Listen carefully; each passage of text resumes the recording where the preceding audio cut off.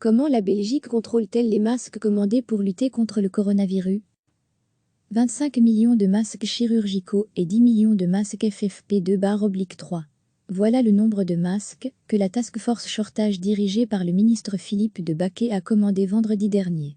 Après les nombreux problèmes dans les commandes de masques, le cabinet du ministre en charge de la Task Force Coronavirus explique qu'il fait tout son possible. Il ajoute néanmoins qu'il y a toujours un risque que quelque chose tourne mal avec une commande.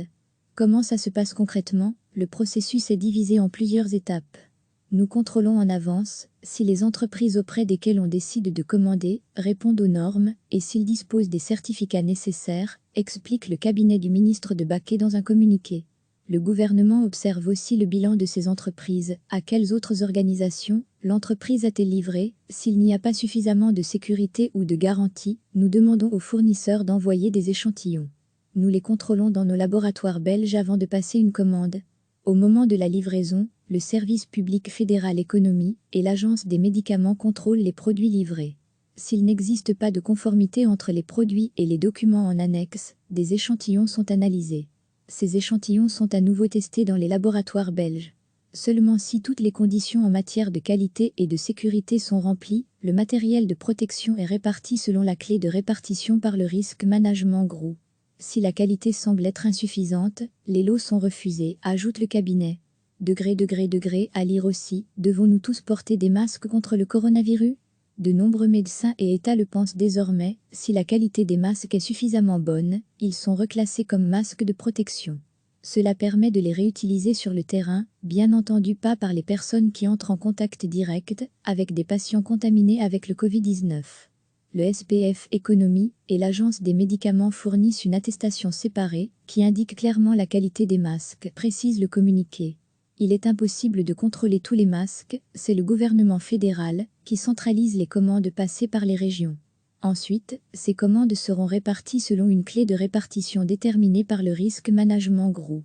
Nous recevons actuellement une grande quantité de livraisons avec différentes sortes de masques. Même avec le système de contrôle décrit ci-dessus, on ne peut pas exclure le fait qu'un lot de moindre qualité passe quand même. Il est impossible de les contrôler tous séparément. Dans ce cas, le lot est rappelé immédiatement et sans exception, conclut le cabinet dans le communiqué. Recevez chaque matin l'essentiel de l'actualité. 25 millions de masques chirurgicaux et 10 millions de masques FFP2/3. Voilà le nombre de masques que la Task Force Shortage dirigée par le ministre Philippe de Baquet a commandé vendredi dernier. Après les nombreux problèmes dans les commandes de masques, le cabinet du ministre en charge de la Task Force Coronavirus explique qu'il fait tout son possible. Il ajoute néanmoins qu'il y a toujours un risque que quelque chose tourne mal avec une commande. Comment ça se passe concrètement? Le processus est divisé en plusieurs étapes. Nous contrôlons en avance si les entreprises auprès desquelles on décide de commander répondent aux normes et s'ils disposent des certificats nécessaires, explique le cabinet du ministre de Baquet dans un communiqué. Le gouvernement observe aussi le bilan de ces entreprises, à quelles autres organisations l'entreprise a-t-elle livré, s'il n'y a pas suffisamment de sécurité ou de garantie, nous demandons aux fournisseurs d'envoyer des échantillons. Nous les contrôlons dans nos laboratoires belges avant de passer une commande. Au moment de la livraison, le service public fédéral économie et l'agence des médicaments contrôlent les produits livrés. S'il n'existe pas de conformité entre les produits et les documents en annexe, des échantillons sont analysés. Ces échantillons sont à nouveau testés dans les laboratoires belges. Seulement si toutes les conditions en matière de qualité et de sécurité sont remplies, le matériel de protection est réparti selon la clé de répartition par le Risk Management Group. Si la qualité semble être insuffisante, les lots sont refusés, ajoute le cabinet. À lire aussi, devons-nous tous porter des masques contre le coronavirus? De nombreux médecins et États le pensent désormais, si la qualité des masques est suffisamment bonne, ils sont reclassés comme masques de protection. Cela permet de les réutiliser sur le terrain, bien entendu pas par les personnes qui entrent en contact direct avec des patients contaminés avec le Covid-19. Le SPF Économie et l'Agence des médicaments fournissent une attestation séparée qui indique clairement la qualité des masques, précise le communiqué.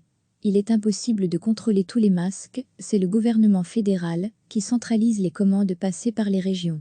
Ensuite, ces commandes seront réparties selon une clé de répartition déterminée par le Risk Management Group. Nous recevons actuellement une grande quantité de livraisons avec différentes sortes de masques. Même avec le système de contrôle décrit ci-dessus, on ne peut pas exclure le fait qu'un lot de moindre qualité passe quand même. Il est impossible de les contrôler tous séparément. Dans ce cas, le lot est rappelé immédiatement et sans exception, conclut le cabinet dans le communiqué. Cliquez sur s'abonner pour recevoir les dernières nouvelles.